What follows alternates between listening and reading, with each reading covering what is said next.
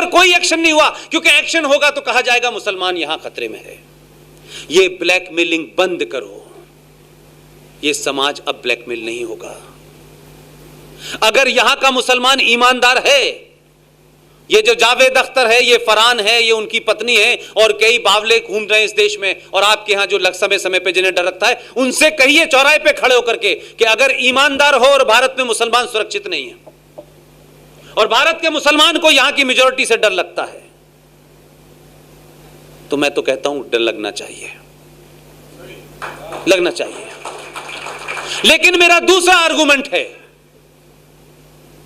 आप ईमानदारी से जो भी आपको पवित्र जगह लगती हो अपनी मस्जिद के अलावा, और मस्जिद, सारे मक्कार मुसलमान वहां खड़े हो जाएं, मौलवी हो, मुफ्ती हो, हाजी हो, एक्टर हो, करेक्टर हो, ड्राइवर हो, कंडक्टर, सब खड़े हो जाएं और पाकिस्तान और बांग्लादेश से यह मांग करें कि हमारे मुल्क में हम सुरक्षित नहीं हैं, हमारे मजहब को हिंदुओं से और सनातनियों से खतरा है।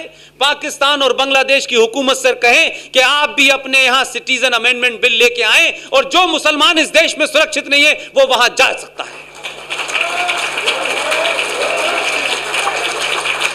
और पाकिस्तान की हुकूमत अगर इस्लाम और मुसलमान के लिए इतनी चिंतित है कि मुसलमान कहीं पे उसके साथ में, वो तो पाकिस्तान की मुसलमान को, सरकार को ओपनली कहना चाहिए कि जो जो मुसलमान भारत में सुरक्षित नहीं है वो पाकिस्तान आ जाए, हम नागरिकता देंगे। मेरा आज दावा है मेरा, एक मुसलमान चला जाए यहां से कि मुझे पाकिस्तान की नागरिकता चाहिए, आप जो कहेंगे मैं करूंगा। लेकिन ये मक्कार सिर्फ आपको डराने के लिए कहते हैं कि भारत में मुसलमान सुरक्षित नहीं है। कह के तो देखो, जाओ तो वीजा तो अप्लाई करो कि हम वहां जाना चाहते हैं, हम टिकट भी देंगे और कोशिश करेंगे एक ही तरफ की दें। ईमानदार तो बनो। तुम मस्जिद के बाहर जुमे का इस्तेमाल इसलिए करते हो कि जुमे का मुकद्दस दिन होता है, उसमें ज्यादा तादाद में मुसलमान नमाज पढ़ते हैं, और नमाज में तराबियां और आयतें भी लंबी पढ़ी जाती हैं। लिहाजा तुम उस मूवमेंट का इस्तेमाल करके, क्योंकि भीड़ ज्यादा होगी, तो जामा मस्जिद का दिन कोई भी बंद की कोशिश करते हो, कोई भी बंद की कॉल देते हो, तो जुमे को इसलिए देते हो कि मुसलमान होंगे, और खुतबे में मौलवी जो तुमको जहर बोलता है उसको तुम पिलाते हो। हिम्मत नहीं है तुम्हारे अंदर, मस्जिदों का इस्तेमाल करते हो तुम भारत सरकार के खिलाफ। तुमने कश्मीर में यह किया, और आज जिस तरीके के नारे लगे हैं जामा मस्जिद से बाहर, और कहते हैं हम ईमान वाले हैं। ईमान वाले बहुत कम पैदा हुए हैं तुम्हारे अंदर, और माफ करना, जो ईमान वाले हुए हैं वो भी हमारी वजह से पैदा हुए हैं, हमारी वजह से पैदा हुए हैं। हमने उनके ईमान को डिगने नहीं दिया, और तुम जैसे लोग डिगाना चाहते थे उनसे भी बचा के रखा। इसीलिए हम अब्दुल कलाम तो पैदा कर सकते हैं, लेकिन तुम अगर पैदा करोगे तो अफजल गुरी करोगे।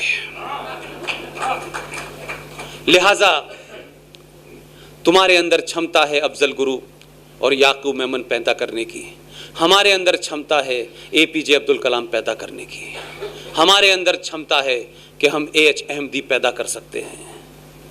यह सिर्फ हमारे साथ रहने का कारण है। 1000 साल से तुम हमारे साथ हो, इस सब के बावजूद भी कि हमारे दादा परदादा माओ बहनों को आपने लूटा मारा, उसके बावजूद भी हम नहीं बदले। अगर हम बदल गए, हम सनातनी हो गए जिस वक्त, तो AK-56 लेके भाग जाओगे तुम। ध्यान रखना इस बात का। इसलिए इस टॉलरेंट समाज को, अहिंसक समाज को, इसको हिंसक मत बनाओ। यह तुम्हारी जिम्मेदारी है। दुनिया में आतंकवाद जहां जहां सफल हुआ है वो मेजॉरिटी आतंकवाद सफल हुआ है। चाहे पंजाब में सिखों ने किया हो, चाहे कश्मीर में मुसलमान कर रहे हो। इस देश की मेजॉरिटी में अगर 1% लोग दीवाने हो गए तो 15 मिनट का टाइम नहीं मांगोगे। हम बार बार कह रहे हैं, हम इग्नोर कर रहे हैं। तुम हमारी इग्नोरेंस को हमारी कायरता समझ रहे हो। तुम्हें देश का प्रधानमंत्री खड़े होकर एश्योरेंस दे रहा है कि इसमें तुम्हारी नागरिकता नहीं ली जाएगी, लेकिन तुम उसको पागल समझ रहे हो। तुमको ऐसा लगता है कि ये प्रधानमंत्री हमारे घर पे आए, हमारी ठोड़ियों में हाथ डाले, हम इसको जलील करें, बताएं कि हमारी ताकत के सामने ये झुक गया और अब हमारे से पूछने आया है, बताओ मेरे भाइयों क्या करो। ये नहीं होने वाला, हम उसको ऐसा नहीं करने देंगे। वो देश का प्रधानमंत्री है, तुम्हारा गुलाम नहीं है। उसने भारत के संविधान और भारत की संसद में जो काम किया है वो 24 कैरेट का लीगल काम है, क्योंकि तुम्हें इलीगल काम करने की आदत पड़ गई थी और तुमने जिन लोगों को तख्तों पे बिठाया वो तो ऐसे लोग हैं।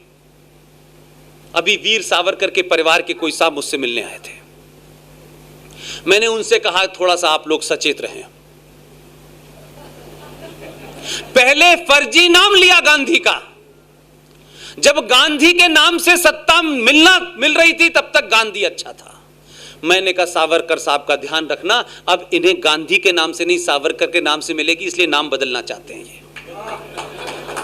इसलिए नहीं कि मैं सावरकर नहीं हूं, आपने कहना चाहते थे मैं सावरकर जल्दी बन जाऊंगा, चिंता मत करें, क्योंकि आपने सिर्फ 2 इलेक्शन के अंदर बगैर गाली दिए ऐसा काम करा है कि जिसके पिताजी